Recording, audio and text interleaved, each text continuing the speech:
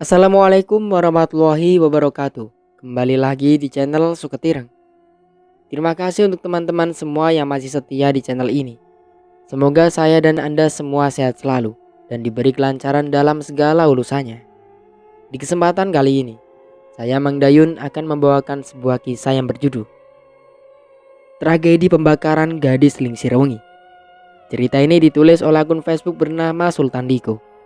Bagi kalian juga yang punya cerita horor dan misteri, bisa langsung DM akun Instagram saya yang sudah ada di link deskripsi.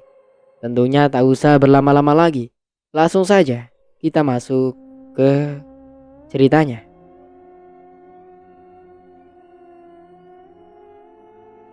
Memangnya ada apa, Pak? Tanya Raihan lagi. Gelagat Pak Roy yang berubah dalam seketika itu membuatnya bingung. Katakan, siapa yang memindahkan kuburan Pak Karto? Tanya Pak Roy dengan nada penuh tekanan. Bukannya menjawab, ia malah balik bertanya. Mbok Roro? Jawab Raihan yang masih nampak bingung. Apakah Mbok Roro itu memiliki wajah yang melepuh seperti terbakar api? Pak Roy bertanya pada Raihan dengan tatapan mata yang tajam. Iya.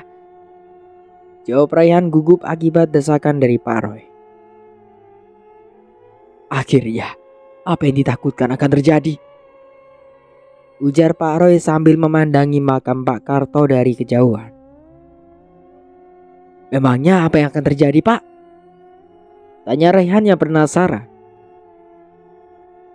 Dulu saya sempat mendengar dari orang-orang, pernah ada banyak kuburan di lokasi makam Pak Karto. Salah satunya anak perempuan itu sendiri. Kejadiannya bermula pada suatu hari, seorang kepala desa sedang mengadakan tasyakuran atas kelahiran putranya yang menyewa musik tradisional Jaipongan. Diburu oleh seorang sinden yang sangat cantik. Karena kecantikannya itu, ia dikagumi banyak lelaki. Hingga suatu hari, kabar tentang kecantikan sinden itu sampai ke telinga seorang menir Belanda yang bernama Tuan Van Buren. Singkat cerita, mereka pun akhirnya menikah dengan resepsi yang sangat mewah. Bahkan semua penduduk sekitar diundang untuk menghadiri acara pernikahan itu. Masyarakat sangat berantusias karena memang si menir Belanda ini dikenal adalah orang baik. Namun ternyata tidak semua yang hadir menikmati acara pernikahan tersebut. Entah apa yang terjadi. 3 hari sesudah pernikahan itu, salah seorang wanita yang bekerja di rumah menir Belanda ini berteriak minta tolong. Ia bercerita bahwa di rumahnya sedang ada pembunuhan. Tapi sayangnya warga datang terlambat. Tuan Van Buren dan istrinya ditemukan telah tewas bersimbah darah. Setelah kejadian itu, si Sulis yang bekerja di rumah Tuan Van Buren bercerita bahwa hantu majikannya bergentayangan. Karena sudah tidak kuat lagi, setiap malam selalu mendapatkan teror. Ia akhirnya meninggalkan rumah tersebut. Dan rumah pun kosong sampai bertahun-tahun lamanya.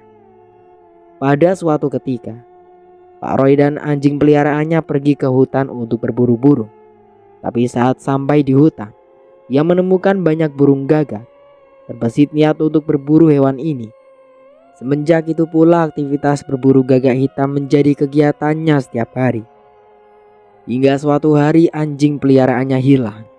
Pak Roy yang sangat menyayangi hewan tersebut, ia mencarinya di dalam hutan. Sejurus kemudian betapa terkejutnya tatkala menemukan hewan tersebut telah tewas. Semua bagian tubuhnya hilang, hanya menyisakan kepalanya saja. Di lokasi ditemukannya anjing tersebut terdapat bekas api unggun. Itu berarti sang peliharaan memang dibunuh dan dagingnya dimakan. Dengan perasaan sedih, Pak Roy menguburkan mayat hewan peliharaannya yang tinggal kepala itu di lokasi tersebut. Ia menancapkan kayu sebagai tanda selayaknya batu nisan pada kuburan manusia. Namun tanpa sepengetahuannya, kayu yang ia tancapkan itu dihinggapi burung gagak dan tercabut. Pada malamnya keanehan terjadi. Pak Roy yang sedang termenung di teras rumah seolah melihat sesuatu yang sangat familiar di benaknya. Benar saja, Ia menemukan seekor anjing yang sama persis dengan hewan peliharaannya. Pak tua itu merasa bahwa anjingnya hidup kembali dan berencana ingin memeliharanya. Tanpa berpikir panjang, karena hewan itu sangat disayangi, Pak Roy menghampirinya. Seolah ingin bersahabat, hewan itu pun bisa ia jinakkan. Pak Roy kemudian memeluknya dengan penuh kasih sayang. Pak Roy melatih hewan itu. Kemudian setelah dirasa sudah cukup mumpuni, karena sudah lama tidak berburu, malam itu juga ia pergi berburu gagak bersama anjing barunya. Namun entah mengapa, malam ini hewan itu bertingkah aneh. Setiap kali mendapatkan burung gagak, ia langsung memakannya tanpa sisa. Tapi Pak Roy mengabaikan perubahan tersebut. Ia berpikir perbuatan seperti itu adalah hal yang wajar dilakukan seekor hewan. Kemudian Pak Roy melanjutkan kembali perburuannya. Sejurus kemudian, saat sedang menerobos hutan belantara, Pak Roy seolah melihat sekelebat bayangan di celah-celah pepohonan. Tanpa berpikir panjang, ia pun segera mengikutinya. Dan benar saja, ternyata itu adalah segerombolan gagak hitam. Dengan ekspresi kegirangan, Pak Roy mengikuti sampai ke peraduan akhir burung-burung tersebut. Ia merasa sangat gembira karena tidak harus bersusah payah mencari hewan buruan. Sampai di sini langkah kaki Pak Roy terhenti. Tatkala melihat gerombolan burung-burung itu hinggap di dahan kayu yang berukuran lumayan besar, ia kemudian mempersiapkan senapan anginnya. Namun ketika sedang membidik dan ingin menembak, indera pendengarannya seolah menangkap suara seseorang sedang menangis. Ratapannya terdengar begitu pilu, penuh kedukaan. Pak Roy yang mendengar seolah merasakan kesedihannya. Ia kemudian mengedarkan pandangannya ke semua arah, mencari-cari di mana datangnya suara itu. Betapa terkejutnya tatkala mendapati bahwa suara tersebut berasal dari sesosok di bawah pohon yang dihinggapi burung gagak itu. Karena rasa iba akibat mendengar tangisannya, Pak Roy berniat menghampirinya. Namun ketika hendak menghampiri, sosok itu beranjak dari tempat duduknya. Dan ternyata sesosok itu sedang duduk di dekat kuburan. Dari perbuatan itu, Pak Roy bisa melihat dengan jelas. Ternyata sesosok itu adalah seorang perempuan yang memiliki wajah melepuh, seperti sehabis terbakar api. Mengetahui sosok itu adalah seorang perempuan berwajah gosong, Pak Roy mengurungkan niatnya. Apalagi wanita itu beranjak sambil membawa belati berukuran cukup besar, seperti pisau pemotong daging. Tunggu, sekarang saya ingat, potong Rayhan. Waktu itu saya sedang menempuh perjalanan pulang habis dari rumah teman. Tiba-tiba saya seolah melihat seseorang berjalan di dalam kegelapan, menerobos semak belukar. Saya menghentikan mobil, kemudian mengikutinya. Dan ternyata itu adalah Mbok Roro. Sama seperti yang Pak Roy ceritakan, saya melihat perempuan itu menangis di bawah pohon rindang yang di sekitarnya terdapat sebuah kuburan. Tapi sayangnya kehadiran saya diketahui. Lalu perempuan itu mengejar sambil membawa sebilah belati berukuran besar, ujar Rayhan. Lantas, apalagi yang terjadi setelah itu? Tanya Pak Roy penasaran. Saya segera meninggalkan tempat itu. Namun di perjalanan saya berjumpa Pak Karto. Tanpa berpikir panjang, kami bergegas ke rumah bersama-sama dan berniat ingin menceritakan semuanya kepada kedua orang tua saya. Tapi anehnya, Mbok Roro malah berada di rumah. Padahal jelas-jelas saya dan Pak Karto datang lebih awal karena kami menaiki mobil, pungkas Rayhan. Ini ada yang tidak beres, tutur Pak Roy. Maksud Bapak? Tanya Rayhan bingung. Pak Roy menghela nafas panjang. Kemudian ia melanjutkan kembali ceritanya. Saat Mbok Roro bangkit dari singgasananya dan berlalu sembari membawa belati berukuran besar itu, Pak Roy kembali melanjutkan perburuannya. Namun sayangnya ia hanya mendapatkan satu ekor gagak saja. Itu pun ditangkap oleh anjingnya. Sama seperti sebelumnya, hewan itu lagi-lagi bertingkah aneh. Kali ini ia tidak memakannya, tapi membawa burung itu ke suatu tempat. Gelagatnya yang seolah-olah memberi isyarat membuat Pak Roy penasaran. Ia pun mengikutinya. Dan ternyata anjing tersebut membawanya ke lokasi yang entah di mana. Karena di waktu malam sehingga Pak Roy tidak bisa mengenali lokasi ini. Kemudian hewan itu menggali tanah. Pak Roy semakin tidak mengerti apa yang diperlihatkan oleh binatang peliharaannya ini. Sejurus kemudian terbentuk sebuah lubang.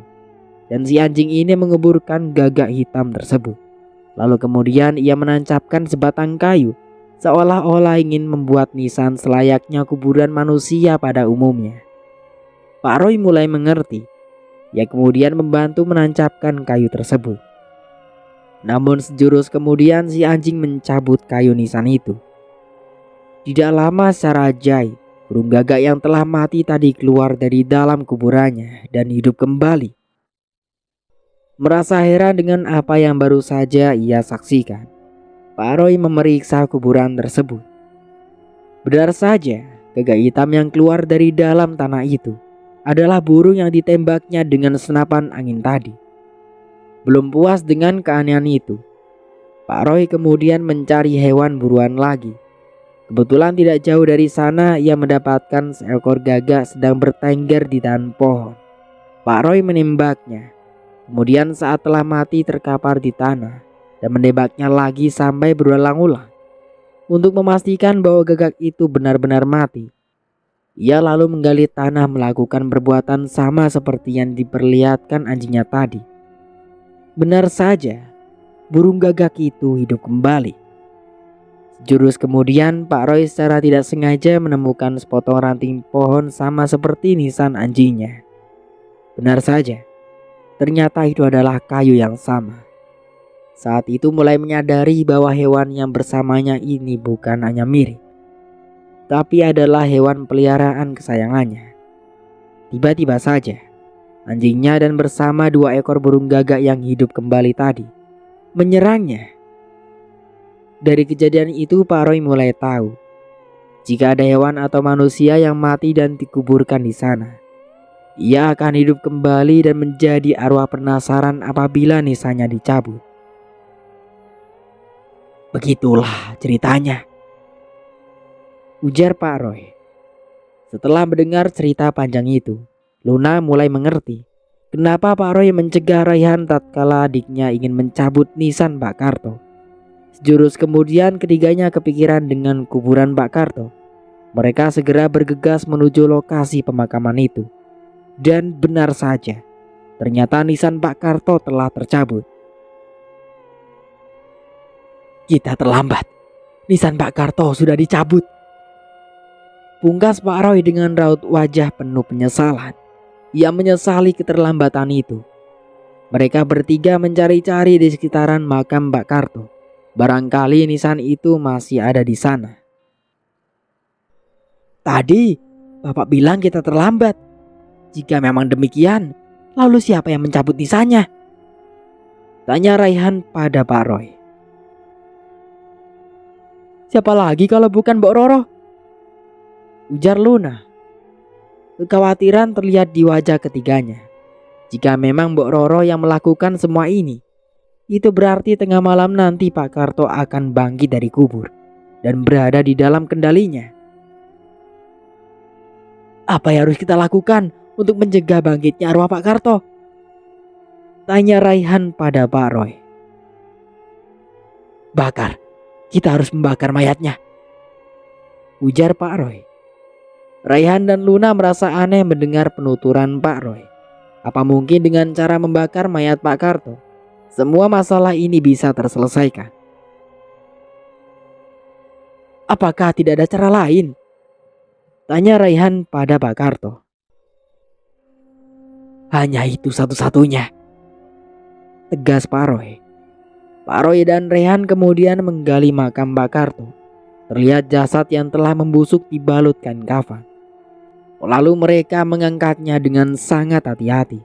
Karena bukan tidak mungkin jika dilakukan sedikit memaksa, bagian organ tubuh Pak Karto bisa terlepas. Lantas, apalagi yang harus kita lakukan? tanya Raihan setelah selesai mengeluarkan Pak Karto. Sekarang kita mengambil kayu, kemudian membakarnya. Dengan begitu, Pak Karto akan musnah untuk selama-lamanya, ujar Pak Roy. Mereka pun segera mencari kayu dan menumpuk-numpuknya di atas tubuh Pak Karto. Setelah dirasa cukup, barulah dilakukan pembakaran. Saat kobaran api mulai menjamah tubuh Pak Karto, Pak Roy teringat peristiwa masa lalu. Ternyata waktu terjadinya pembunuhan di rumah Tuan Van Buren, ada 3 orang perempuan yang bekerja sebagai asisten rumah tangga di sana.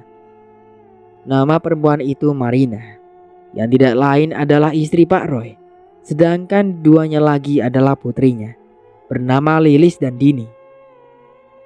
Jauh sebelum kejadian itu, Pak Roy dan keluarga adalah abdi setia Tuan Van Buren. Hingga suatu hari, ia tidak bisa lagi mempertahankan rumah tangganya. Dan akhirnya mereka memutuskan untuk berpisah. Pak Roy memilih pergi, sedangkan anak dan istrinya masih tetap bekerja di rumah menir Belanda itu. Naasnya, Marina dan Dini ikut tewas menjadi korban kejadian tragis itu. Beruntung Lilis bisa melarikan diri dan selamat, sehingga ia bisa memberikan kesaksiannya pada Pak Karto. Berharap suatu saat nanti beliau bisa menceritakan semua kejadian itu pada Pak Roy ayahnya. Pak Roy yang pulang mendengar kabar dari Pak Karto tentang keluarganya merasa sangat terpukul karena tidak mengetahui kejadian tersebut. Bahkan ia juga tidak sempat berjumpa dengan jasad Dini dan Marina. Posisinya yang berada di perantauan kala itu membuat ia tidak bisa berkomunikasi dengan keluarganya. Dari kesaksian Pak Karto, kemudian Lilis pergi dari rumah itu karena tidak kuat selalu diteror oleh hantu Tuan Van Buren dan istrinya. Ia pergi ke kota untuk mencari keberadaan sang ayah. Tapi sayangnya malah Pak Roy pulang ke desa. Mereka pun terpisah dan sampai saat ini belum pernah ketemu. Sebelum Pak Roy pulang, sebenarnya Pak Karto pernah mencoba menguak tabir misteri tentang bangkitnya Tuan Van Buren dan istrinya. Usut punya usut, ternyata mereka dimakamkan di lokasi ini dan bangkit kembali setelah 3 hari di dalam kubur karena nisan yang tercabut.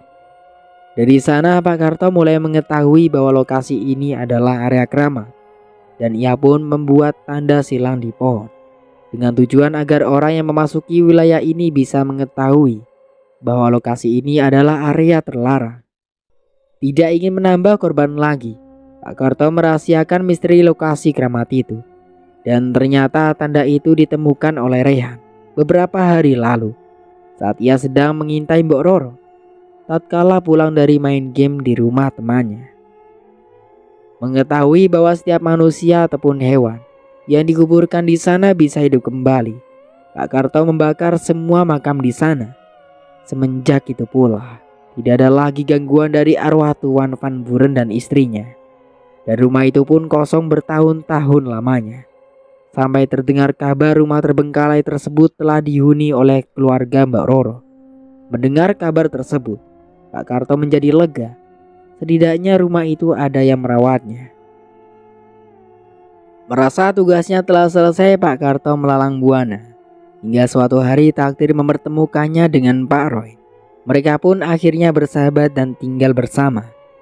Namun ternyata rumah Tuan Van Buren tidak terlalu lama dihuni oleh keluarga Mbok Roro, hanya beberapa tahun saja. Entah apa alasannya. Sepengetahuan Pak Karto, keluarga Mbok Roro pergi begitu saja. Mendengar kabar rumah itu kosong kembali, Pak Karto berkeinginan untuk merawatnya, walau tidak sepenuhnya tinggal di sana, hanya sesekali saja. Singkat cerita, tidak lama Pak Karto mendapatkan kabar dari seseorang bahwa tidak lama lagi ada keluarga seorang penulis dari kota ingin berlibur dan tinggal di rumah itu. Setelah berjumpa dengan Ferdi Sambo, ia berpamitan pulang dulu untuk mengambil beberapa pakaian karena akan tinggal di sana sampai keluarga sang penulis ini kembali lagi ke kota. Di sisi lain, Pak Karto yang memang sangat bersedih atas kepergian putri tercinta berpikir untuk menghidupkannya kembali.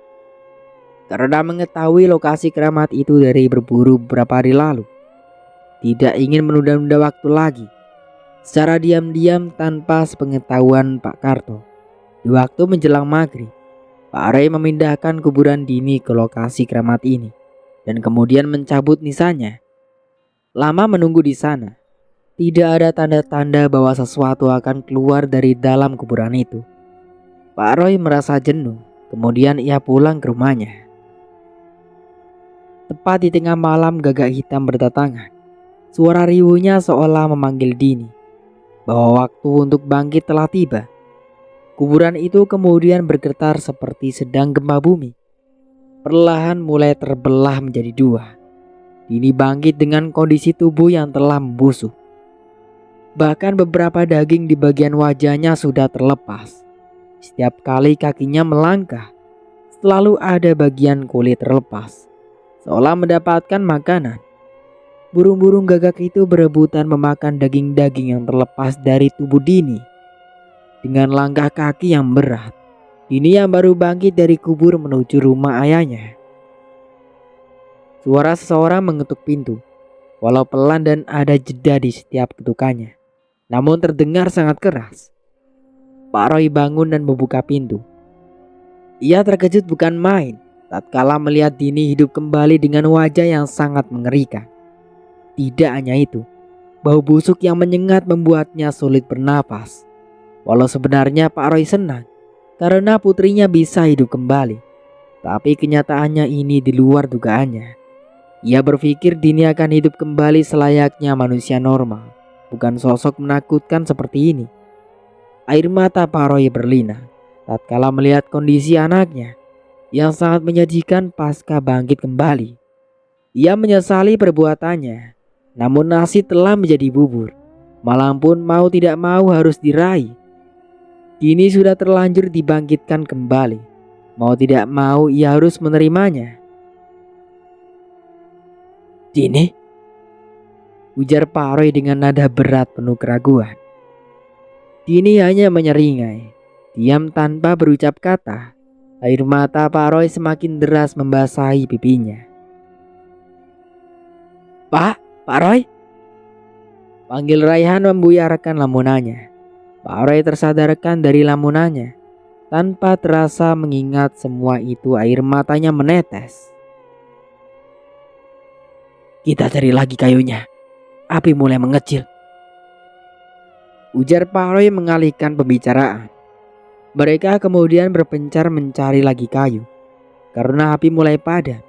Saat sedang mencari kayu, Luna menemukan sebuah papan yang memiliki tebal sekitar 5 cm.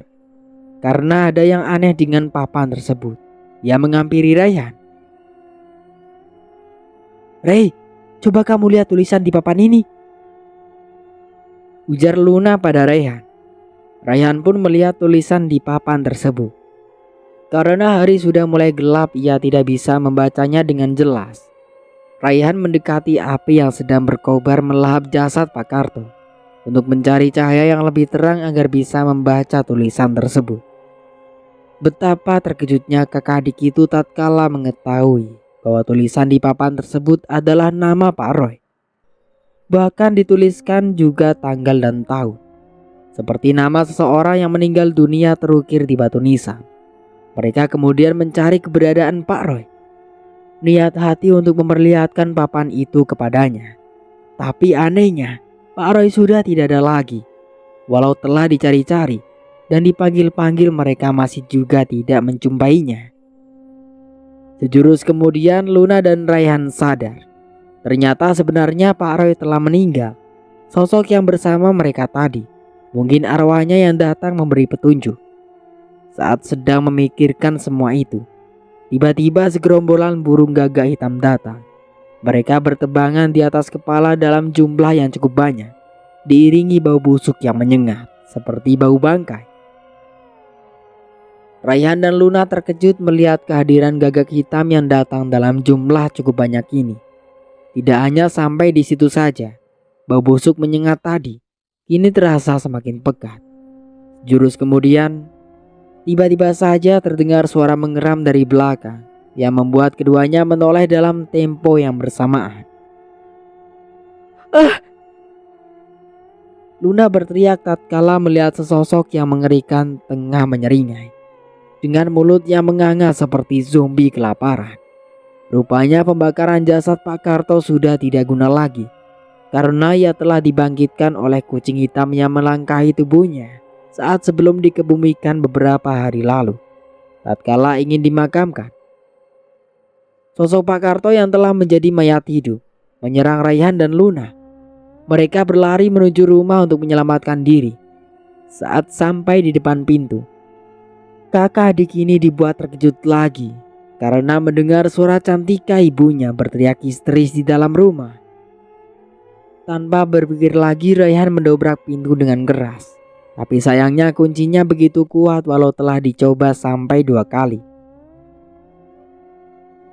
"Kakak, kita dobrak bersama," ujar Raihan pada Luna. Luna mengangguk. Kemudian kakak adik itu mendobraknya bersama-sama. Akibat ancaman kuat tenaga gabungan, mereka akhirnya mampu membuat pintu rumah terbuka. "Mama!"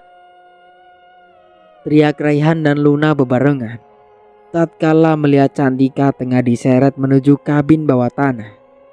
Tidak terlihat jelas siapa yang tengah berbuat kasar terhadap ibunya itu, karena saat Raihan dan Luna berhasil masuk rumah, posisi Cantika sedang memegang rambutnya untuk menahan rasa sakit akibat tarikan tangan serius yang menyeretnya ke kabin bawah tanah.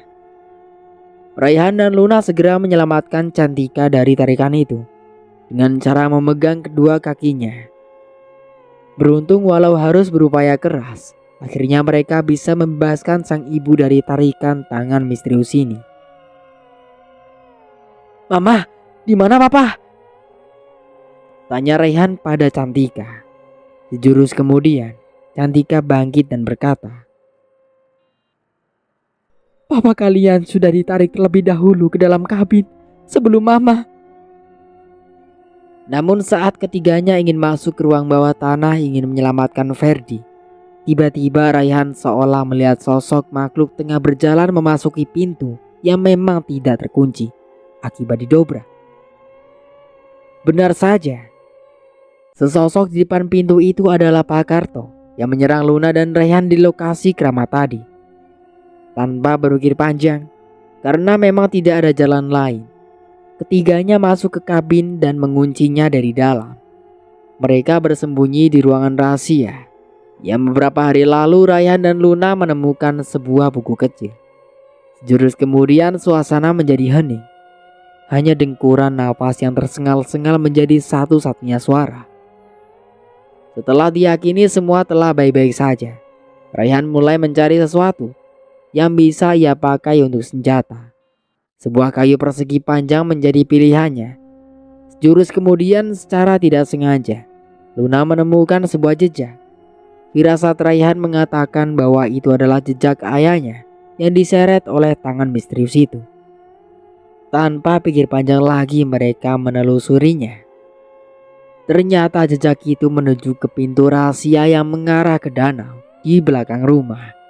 Raihan segera berlari tatkala melihat ayahnya tengah tergeletak di pinggir danau. "Papa, bangun Pa!" ujar Raihan sembari menepuk-nepuk pipi ayahnya itu. Sejurus kemudian Ferdi sadar. Seluruh tubuhnya basah kuyup. Sepertinya ia diseret ke dalam danau. Mengetahui bahwa yang berada di hadapannya saat ini adalah anak dan istrinya, Ferdi memeluk mereka dengan erat. Ia bersyukur bisa terbebaskan dari kemelut yang hampir saja merenggut nyawanya. Namun kebahagiaan itu seketika berubah tatkala melihat kehadiran Pak Karto. Raihan mencoba melawan. Berkali-kali ia memukul tubuh Pak Karto dengan kayu yang dibawanya dari dalam ruangan rahasia tadi. Namun seperti robot, sosok Pak Karto yang telah menjadi zombie itu seolah kebal senjata. Semua benda keras dihantamkan ke tubuhnya patah dan hancur. Menyadari bahwa Pak Karto tidak memban senjata, mereka akhirnya berlari ke rumah menuju mobil. Kemudian setelah masuk, Semua pintu dan jendela ditutup agar Pak Karto tidak bisa menerobos masuk. Mereka berniat untuk pergi meninggalkan rumah laknat itu. Namun saat Ferdi mensetir ingin menghidupkan mobilnya, kendaraan roda berempat itu tidak mau hidup. Ketegangan bertambah mencekam tatkala sosok Pak Karto telah berada di sekitar mobil. Ia menggeram-geram bak zombie kelaparan. Kemudian sesekali mendekatkan wajahnya ke arah jendela. Kaca mobil yang transparan membuat wajah ngeri Pak Karto semakin terlihat karena jarak yang begitu dekat. Tidak hanya menakut-nakuti saja, Pak Karto berusaha mendorong mobil itu dari sebelah kanan untuk membuatnya terbalik. Menyadari mobil tidak mau hidup, ditambah lagi posisi mereka yang semakin terdesak, keempatnya keluar dan berlari masuk ke rumah. Namun saat sudah berada di dalam rumah dan pintu telah terkunci, tiba-tiba saja seekor kucing hitam entah dari mana datangnya melompat menyerang Ferdi hingga di bagian wajahnya mengeluarkan darah akibat terkena cakaran. Rona muka kucing itu sangat mengerikan, bahkan suaranya tidak seperti kucing pada umumnya. Sejurus kemudian sang kucing pun mulai mengintai korban berikutnya. Terlihat dari tatapan matanya yang tajam saat hewan itu mengambil ancang-ancang untuk melompat. Kontak Rayhan bereaksi dengan cepat. Indera penglihatannya tertuju ke arah potongan kayu yang tergeletak di lantai. Secepat kilat ia mengambil kayu tersebut. Dan saat hewan ini mengudara hendak menyerangnya, sebuah hantaman keras melesat cepat mengenai kepala.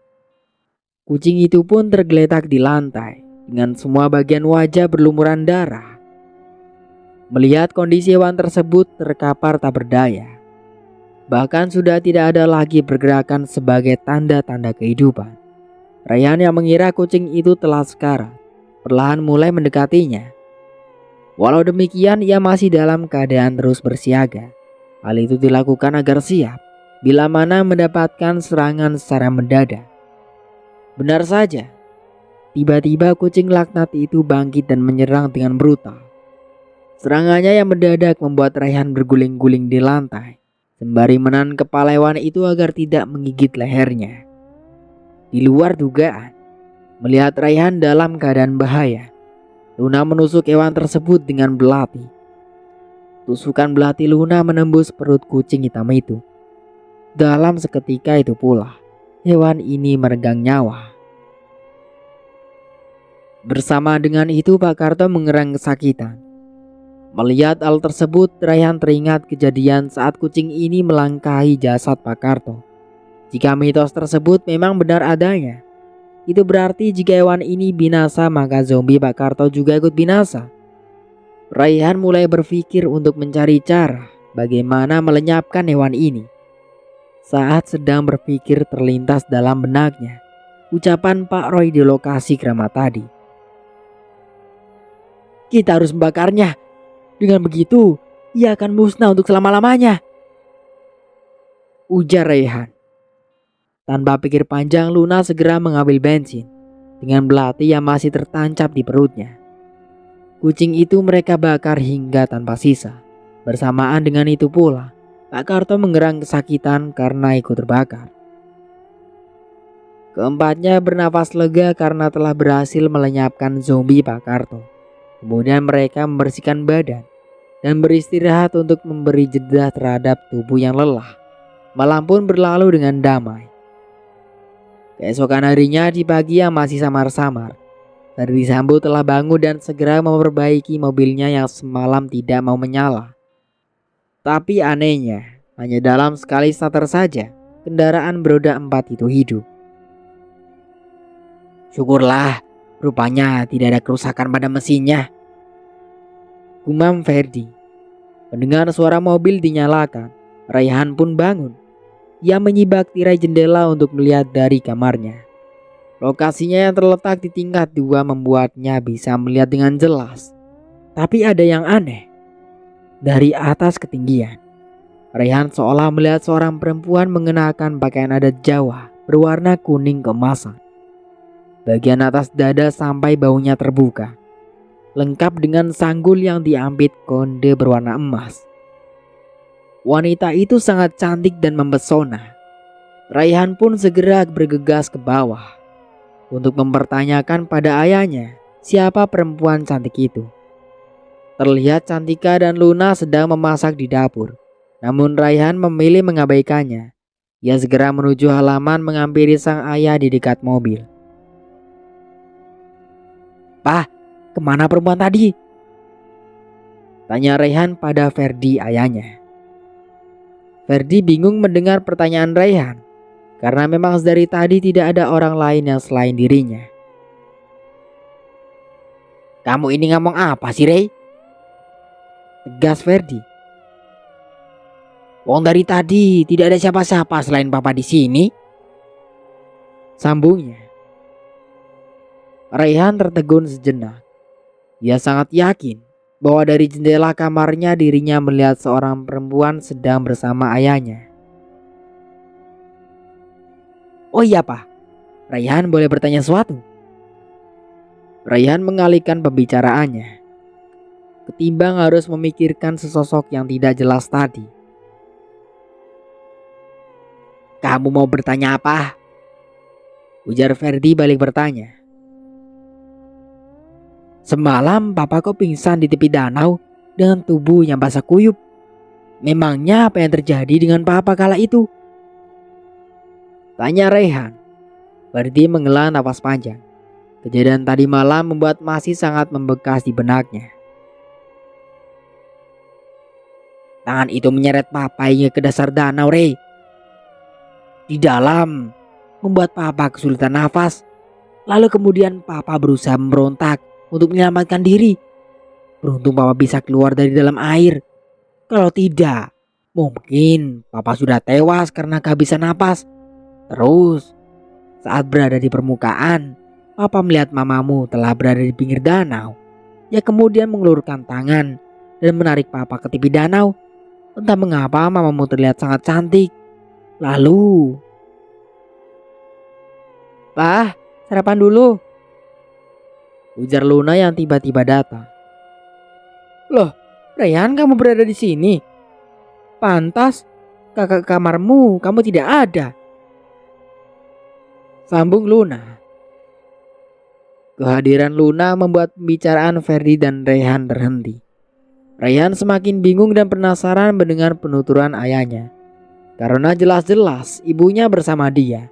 Bagaimana mungkin dalam waktu yang bersamaan bisa berada di tempat yang berbeda? Ini ada yang tidak beres. Siapa perempuan yang Papa maksud?" gumam Raihan dengan membawa pertanyaan yang berkecamuk di dalam dada.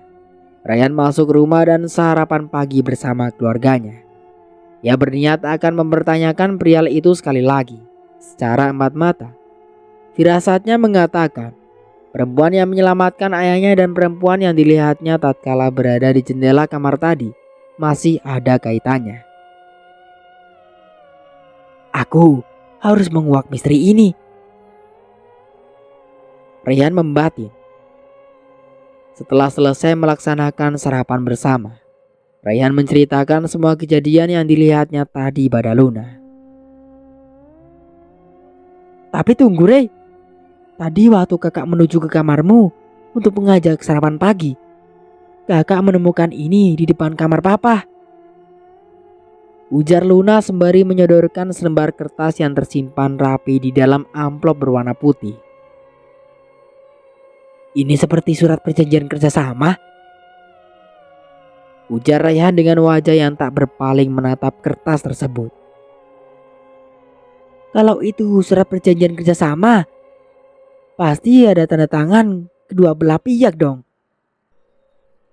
ucap Luna. Raihan kemudian memeriksa ke dalam amplop itu. Barangkali masih ada kertas lainnya.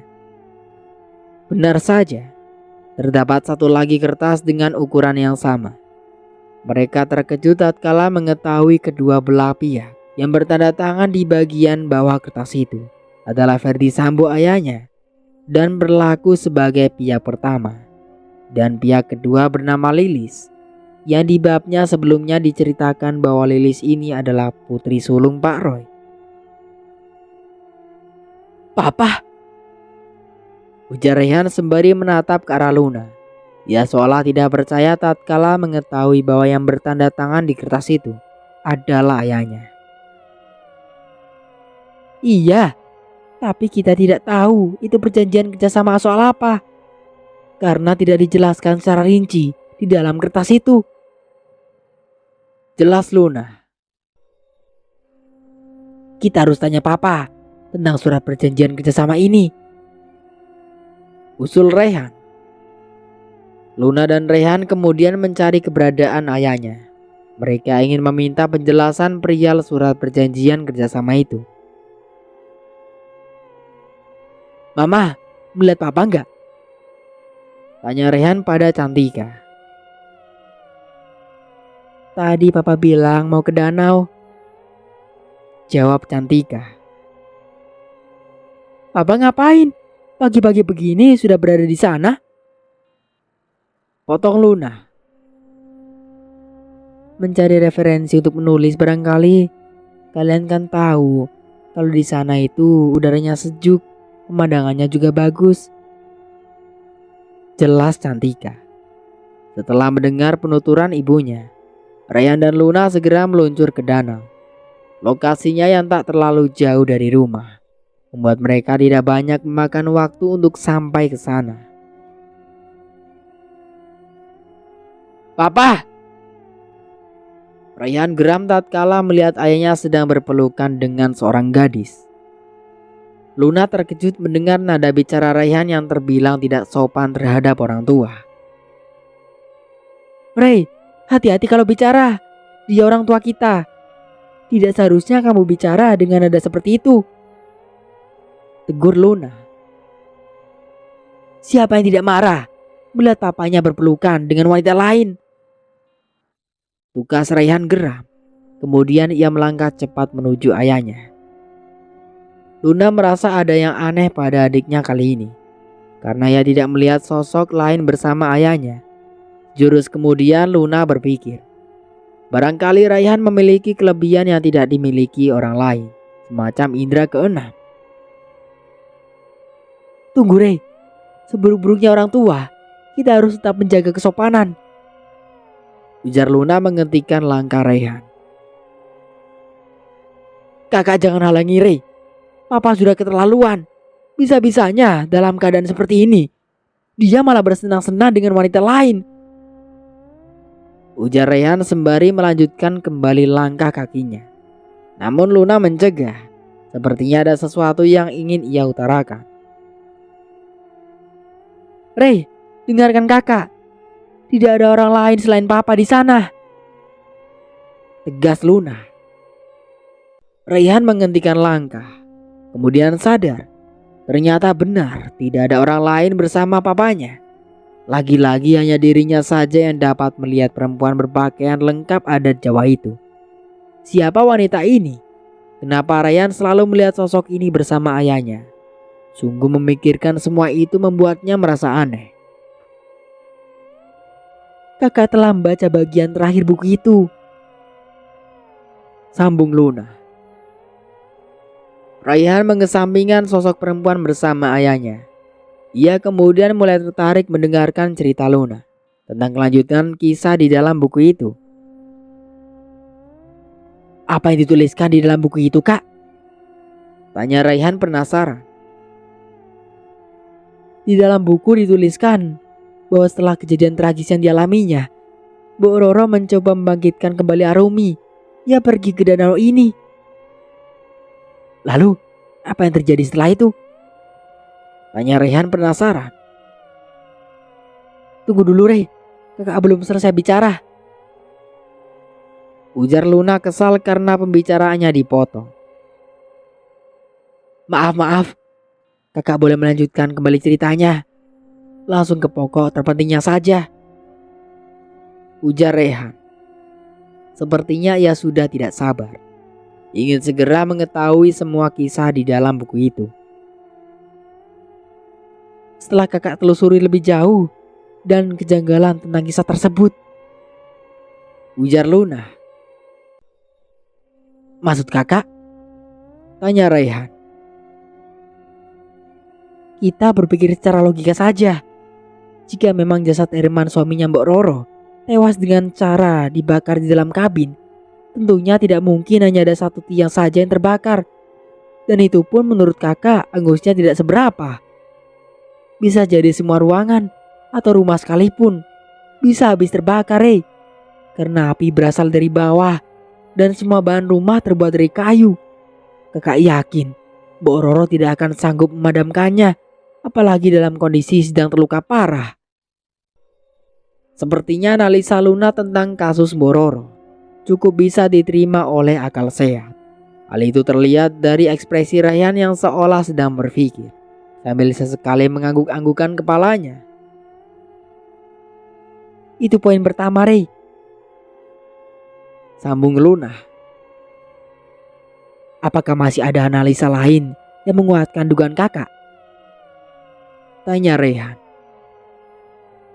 Yang kedua, ini sangat-sangat tidak masuk akal, Bagaimana mungkin Arumi yang telah meninggal dunia bisa menulis buku, sedangkan dugaan terkuat kita pemilik buku tersebut adalah dirinya?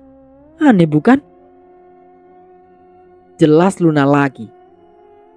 Seperti tersambar petir di siang hari tatkala mendengar analisa Luna yang sangat rasional itu. Jadi, siapa yang menulis kisah di dalam buku itu? Apa mungkin Mbok Roro hanya dikambing hitamkan saja? Ujar Rayhan dengan ekspresi wajah penuh kebingungan. Entahlah, yang jelas kakak meragukan kebenaran kisah di dalam buku itu. Untuk saat ini masih terlalu dini jika kita berspekulasi tanpa adanya bukti yang kuat. Pungkas Luna. Namun ternyata tanpa disadari, sepasang bola mata yang sedang mengawasi dari dalam semak belukar. Akhirnya kalian mulai masuk ke dalam perangkapku. Tidak lama lagi kalian akan saling membunuh satu sama lain. Batin sesosok yang sedang mengawasi.